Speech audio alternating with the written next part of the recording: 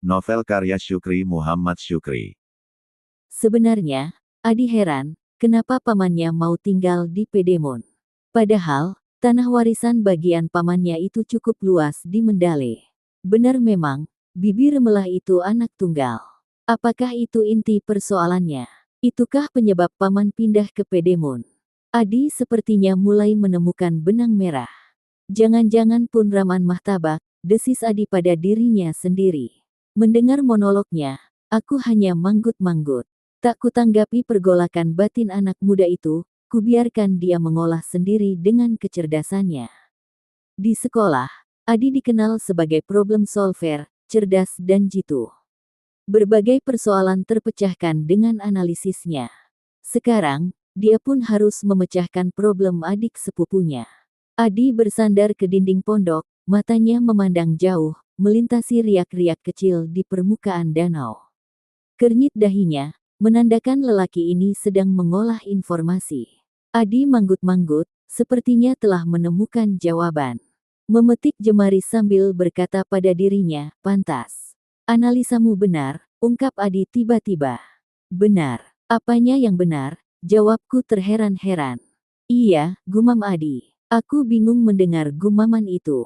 Lalu Adi bermonolog, Punraman memang keras dan tegas, konsekuen menjalankan tradisi, terutama terhadap hubungan yang dianggap kemali dan sumang.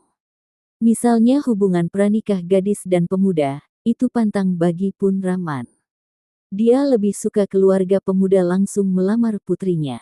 Pacaran, murojok atau sejenisnya, itu merusak kehormatan klan. Siapa yang berani melamar putrinya? Tanya Adi pada dirinya sendiri. Anak tunggal, cantik, supel, terampil, dengan harta yang melimpah, tambah Adi. Punraman, barangkali merelakan putrinya di bawah suaminya, tetapi bagaimana dengan Bibi Remelah? Siapa akan mengelola sawah dan kebun keluarga yang cukup luas itu? Sangat mungkin, Bibi Remelah atau keluarganya tidak rela melepaskan putrinya. Hitung-hitungan itu penyebab orang enggan melamar Rani, desis Adi sambil meletakkan dua tangan di belakang kepalanya. Orang bukan takut kepada ketegasan Punraman, kata Adi kepada dirinya, tapi khawatir harus menetap di kampung kecil ini. Utus nomor 1 sekelas Punraman mau menghabiskan usia di kaki Bukit Taris, lalu siapa pengguna jasanya di sini? Berapa banyak orang membangun rumah baru di sini? Pantas Punraman menuangkan semua keahliannya untuk rumahnya sendiri. Seandainya Punraman menetap di Takengon, order akan datang silih berganti. Bahkan, Bibi Remelah akan menjadi penjahit terkenal, penghasilannya melebihi hasil sawah dan kebun di sini. Sedih nian nasibmu, Pun, jerit Adi memukul-mukul lantai gubuk, lalu membatin ketika menyadari apa yang sedang dialami pamannya. Kuakui, jangkauan daya pikirku belum sejauh analisis cemerlang seorang Adi Temasmiko. Dia menjerit begitu menyadari sedihnya perjalanan hidup sang paman. Seorang utus nomor 1 harus terkungkung dalam sangkar emas. Teringat kata-kata Rani di malam murojok, dia menyebut dirinya mawar merah terkurung dalam taman indah yang berpagar kokoh.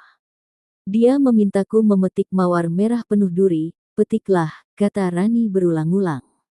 Seandainya pemilik taman tidak merestuinya, Rani memintaku melarikan mawar merah kemanapun kusuka. Aku membatin, terbayang senyum manis Rani, Adi pun membatin dengan pikirannya sendiri. Bale-bale pondok begitu hening, hanya terdengar deburan ombak yang terhempas ke pantai Tanjung Pedemon.